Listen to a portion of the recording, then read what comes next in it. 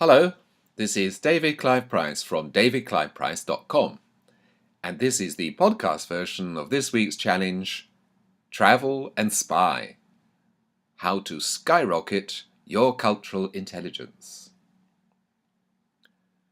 At the heart of many people's difficulties with adapting to other cultures and mindsets and ways of doing things lies fear.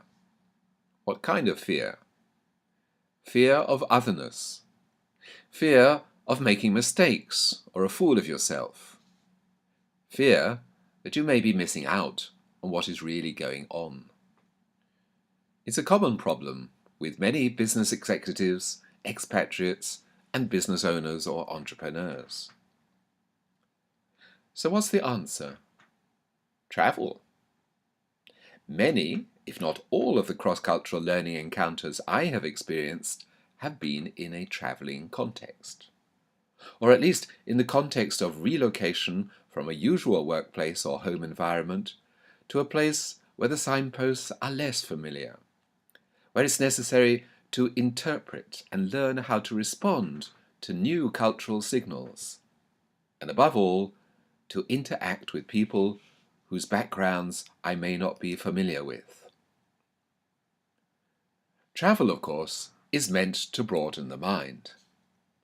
But travel by itself is not necessarily enough to develop your cultural intelligence. It depends how you travel and what you take from the experience.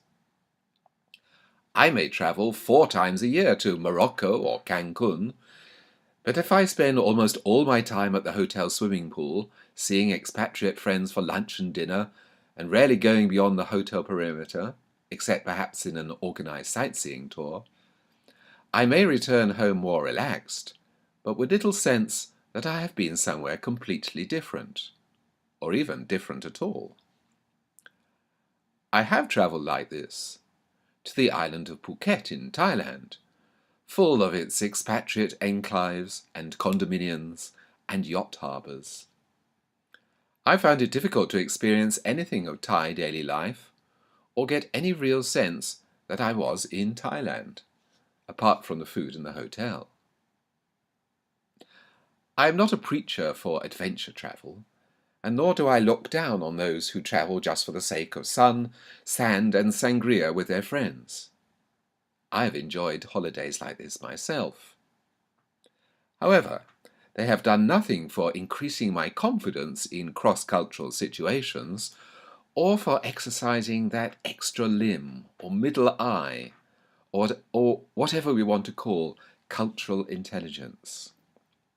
For that, surprise, surprise, you have to interact with people from another culture, to experiment, to make mistakes, have fun, and to generally squeeze everything you can from the world that you are pitched into.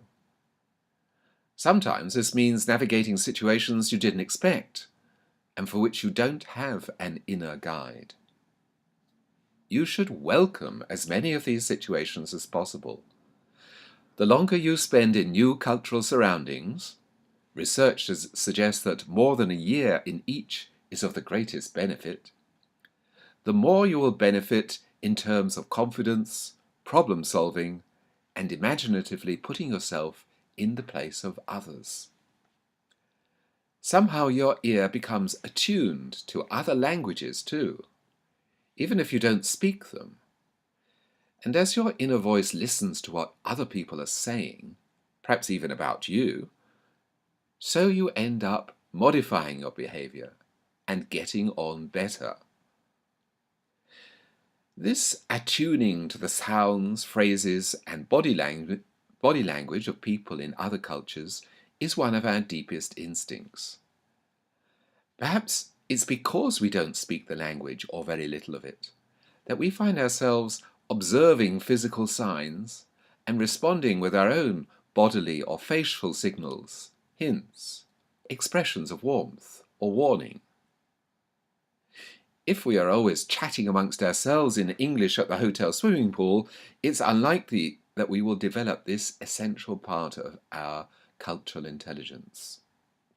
However, when we really travel, we learn a lot more about ourselves and about the new culture we are experiencing. In business, this can be something as basic as not understanding why a Singaporean audience is staring at you with those blank faces when you ask for questions at the end of your presentation.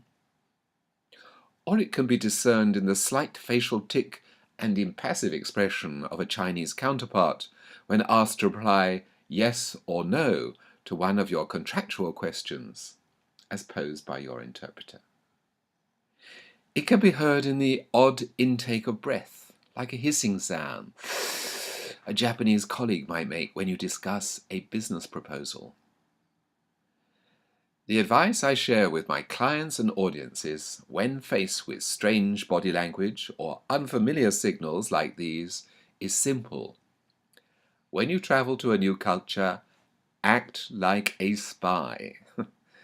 I don't mean that you have to be Special Agent 007. I mean, you should stand apart at street corners. Watch how people behave. Discover what makes them animated or dismissive. Observe how they use gestures. Find out who their friends are. See what they buy at the local market. You should wander down side streets and alleys in new cities. Find out what's going on. And if you see something that seems strange to you, perhaps an elaborate temple rite or a street festival mourning the dead, don't dismiss it. Think instead, wow, this is interesting. I'd like to know how this works. If you do volunteering work in Africa or participate in a development aid program in Latin America, if you take a gap year trekking through Nepal and Bhutan, if you learn Mandarin in Shanghai or Spanish in Guadalajara, the one constant should be your desire to be with people from different cultural backgrounds, and if possible, to be adopted by them as a friend and colleague. I learned that the more experiences I had of living with friends and family in Switzerland, Italy, Hong Kong, Japan, South Korea, Singapore, Taiwan, the Philippines, the US, Australia, and Canada, the more confidence they gave me in my cultural intelligence work with businesses, CEOs, and entrepreneurs around the world. If you want to be successful in business across cultures and borders, you have to learn to bend like bamboo. Companies and organizations that want to expand into more diverse markets or to effectively harness the energies of their multicultural workforce at home need people who are confident dealing with cultural diversity. And travel is a great generator of this confidence, especially if you know how to spy. This is an extract from my forthcoming book, Bamboo Strong: Cultural Intelligence Secrets to Succeed in the New Global Economy. To find out more about using cultural intelligence to succeed in global business, visit www.davidcliveprice.com, davidcliveprice.com, or email me at info@davidcliveprice.com. That's info@davidcliveprice.com. And if you found this helpful, please get the word out by sharing on any social media buttons you can see. And until the next time, happy listening.